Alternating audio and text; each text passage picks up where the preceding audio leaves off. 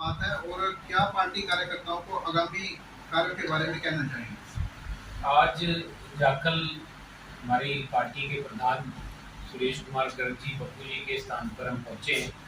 सभी जाखल के हमारे जितने पार्टी के कार्यकर्ता हैं उनसे मिलने भी आए हैं और एक जो पार्टी की ओर से संदेश है, आदेश है, वो भी रखने के लिए आज यहाँ पर पहुँचे हैं। आने वाली 1 जुलाई को जो हरियाणा में परिवर्तन पद यात्रा चौधरी अभय सिंह चौटाला जी लेकर के चले हैं, वो टोहाना हलके में पहुँच गई है। और ये यात्रा क्योंकि हमारा हलका बहुत बड़ा है और बड़ा अलग अलग कोनों में इसकी फैलावट है, तो जाखल तो नहीं पहुँचेगी मगर इस रूट के नज़दीक धारसूल गांव में आएगी। तो हम यही न्योता देने यहाँ के जाखल मंडी के गांव के और आसपास जितने गांव हैं वहाँ पर यही मैसेज लेकर के आए हैं पार्टी की ओर से कि ज़्यादा से ज़्यादा संख्या में अपने नेता चौधरी अभय सिंह चौटाला जी के विचारों को सुनने के लिए और हरियाणा के अंदर जो एक मौजूदा सरकार ने दुर्गति किसानों के साथ, व्यापारियों के साथ, आढ़तियों के साथ और तकरीबन हर वर्ग के साथ की हुई है, उसके चलते एक जो परिवर्तन की लहर आज हरियाणा के अंदर है। आप मीडिया के साथी भी देख रहे होंगे कि यात्रा को आज तकरीबन 111-12 दिन हो गए और जो रिस्पॉन्स पूरे हरियाणा प्रदेश में और ख़ास तौर से सिरसा जिले में चौधरी अभय सिंह चौटाला जी को मिल रहा है, पार्टी को मिल रहा है, इस यात्रा को मिल रहा है, वो एक सीधा सा संदेश है कि आने वाला समय हरियाणा के लिए एक परिवर्तन का समय होगा। परिवर्तन पद यात्रा को युवाओं का कैसा समर्थन मिल रहा है?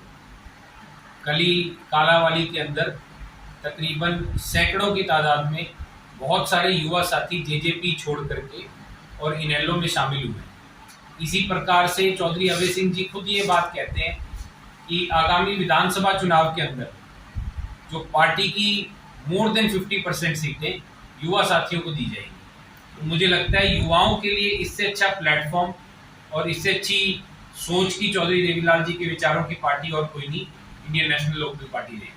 क्या इनेलो परिवर्तन पद यात्रा से दोबारा से सत्ता में वापसी कर पाएगी?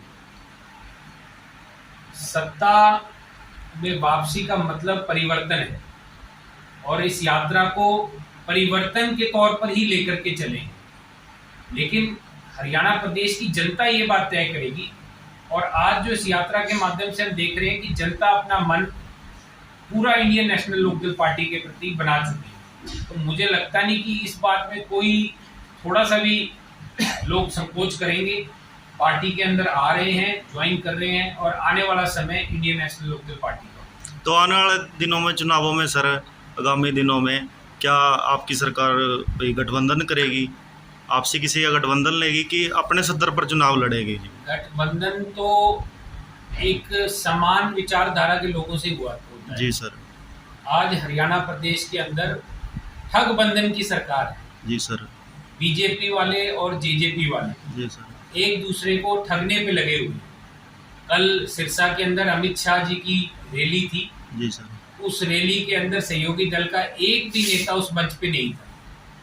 ये साफ संकेत है कि जो ठग बंधन है उसमें केवल जो ये सरकार चलाई जा रही है, ये गरीब किसान, मजदूर, आड़ती, व्यापारी सबको लूटने के लिए चलाई जा रही है। तो इंडियन नेशनल लोकदल पार्टी को आने वाले समय के अंदर इन किसी भी ठगने वाले लोगों के साथ समर्थन करने की आवश्यकता नहीं पड़ेगी। जी सर। लोगों का समर्थन जरूर पार्टी लेगी और लोगों के समर्थन से सरकार बनेगी। अगर किसी के साथ समर्थन होगा तो हरियाणा प्रदेश की जनता के साथ। आने वाले चुनावों में इनेलो पार्टी किन मुद्दों को लेकर जनता के बीच पहुंचे? देखिए, आज एक मुद्दा नहीं, अनेकों मुद्दे हैं हरियाणा प्रदेश में, जिसमें सबसे बड़ा मुद्दा है कि हमारा प्रदेश देश के अंदर नंबर 1 पे है बेरोजगारी में, देश के अंदर नंबर 1 पे है अपराध में और देश के अंदर नंबर 1 पे है आज गरीब किसान मजदूर को सरकार किस प्रकार से लूट रही है उसके अंदर। तो एक मुद्दे नहीं है। पार्टी आज जो विचारधारा लेकर के चली है इस यात्रा के माध्यम से, उसमें नौजवान साथी को रोजगार देने का वादा भी किया जा रहा है। गांव के अंदर, शहरों के अंदर बैठी हुई जो महिलाएं हैं उनको मुफ्त सिलेंडर देने का वायदा भी किया जा रहा है। और जो बुजुर्ग हैं जिनके साथ मौजूदा सरकार एक खिलवाड़ कर रही है, उसमें बुढ़ापा पेंशन को आपने देखा पिछली बार किस प्रकार से जेजेपी के नेता ने चीख चीख कर कहा कि हम 5100 रुपये कर देंगे, और सरकार में आते ही 10% का कमीशन लेना तो शुरू कर दिया हर विभाग से, हर डिपार्टमेंट से। पर 5100 के तौर पे ये कहाँ आज पेंशन खड़ी है, और कितने बुजुर्गों की ये मान सम्मान की पेंशन काट दी गई है। तो हम उस पेंशन को उस लेवल पे लेकर आने का काम करेंगे, और समाज की हर वर्ग का उद्धार कैसे हो उस पे चौधरी ओम प्रकाश चौटाला जी और अभय सिंह चौटाला जी चौधरी देवीलाल जी की नीतियों में चलते हुए हर वर्ग का ध्यान रखने का काम है। जैसा कि कई विधायक जो है जजपा बीजेपी के गठबंधन को लेकर क्यास भी लगा रहे हैं, आप क्या मानते हैं कि ये गठबंधन कब तक टूट सकता है, या इनका जल्द ही चुनावों के अंदर टूट जाएगा? सबकी अपनी अपनी सोच है इस गठबंधन को लेकर के। मैं आपके बीच में जो पॉइंट रखूंगा वो मेरा निजी है, पार्टी का नहीं है। मेरा निजी पॉइंट ये है इस गठबंधन को लेकर के कि ये नहीं टूटेगा, क्योंकि जो किस्तें बांध रखी है दुष्यंत चौटाला ने अमित शाह जी के साथ, वो किस्तें बीच में नहीं टूटेंगी। आप कोई मोटरसाइकिल गाड़ी लेते हैं, फाइनेंस कराते हैं, तो जब तक उसकी किस्तें पूरी नहीं होती तब तक आपको पेमेंट करनी पड़ती है। ये किस्त 2019 में अक्टूबर के महीने में शुरू हुई थी और 2023 के अक्टूबर तक चलेगी। उसके बाद जिन्होंने ये किस्त भरनी थी और जिन्होंने भरवानी थी वो आपस में कुत्ते बिल्ली का बैर आपको एक ही साथ नजर आता है। कहीं ना कहीं सर जाखल मंडी में भी धरना लगाया गया था नगर पालिका के बाहर विकास कार्य को लेकर, क्यों अभी भी कई गलियां ऐसी हैं जो जिनका निर्माण अधूरा है और टेंडर भी लगाया जाता है, पर टेंडर वापसी हो जाता है। इसके बारे में क्या कहना है जी?